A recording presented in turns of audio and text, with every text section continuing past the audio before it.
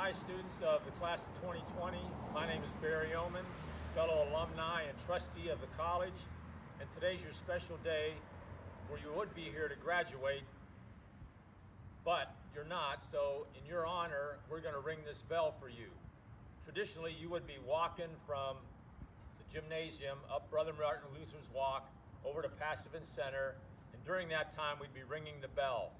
So right now, we're going to do that for you. And with me today is Roberta Leonard.